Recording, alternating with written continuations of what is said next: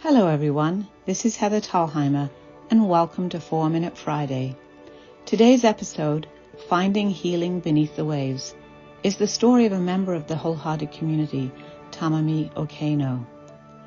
Tamami's journey from being someone who found herself emotionally reacting when confronted with difficult situations to being someone who could respond with ease and grace all began as a classroom conversation. Tamami described her journey as an unfolding story. She told me about the day when she discovered some new information that became a means to recreate her world.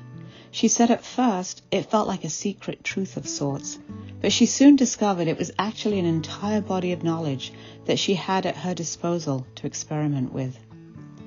She began her story by describing her life before this new understanding that is now shifting her perspective. She told me, like everyone, I have good days, and I have other days that feel unbalanced, where I'm just reacting to everything around me in a haphazard, disorganized sort of a way. Tamami went on to say, but the days I struggle the most with are those days when I find myself triggered by other people's words or actions. It's as if the world has conspired to upset me. On those days, I feel lonely, anxious, and strangely, a sense of entitlement creeps in, as if the world would be better off if people would just adopt my view of life. The new understanding that was to change things for Tamami came to her as she was sitting cross-legged in a circle on the floor of her classroom.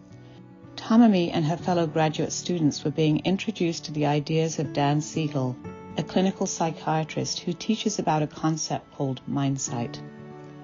In short, mindsight is our ability to become present to immediate emotions and behaviors.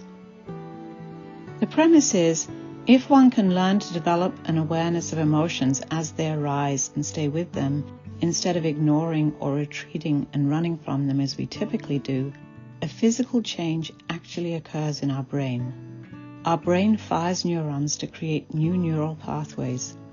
As a result, we can learn how to respond to situations in new and different ways instead of reacting in a habitual manner. I asked Tamami how she applied this to her life. Her face lit up, remembering that classroom dialogue, and she said, I was instantly intrigued and captivated by the idea that I had the ability to rewire my brain, because I realized for so much of my life, all I was doing was reacting to situations instead of responding to them in productive ways. Tamami told me that she asked herself a very important question.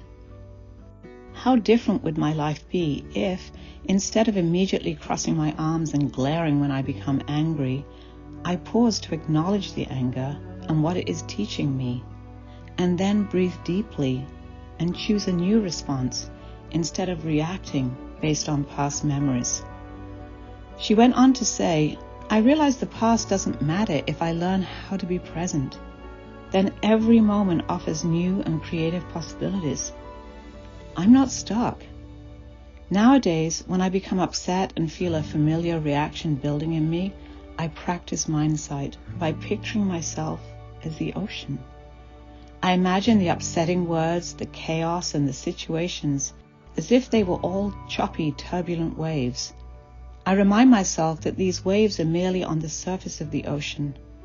If we are all oceans, then we are much more than the choppy waves on the surface. The ocean is vast, deep, and contains a wealth of insight, wisdom, and security.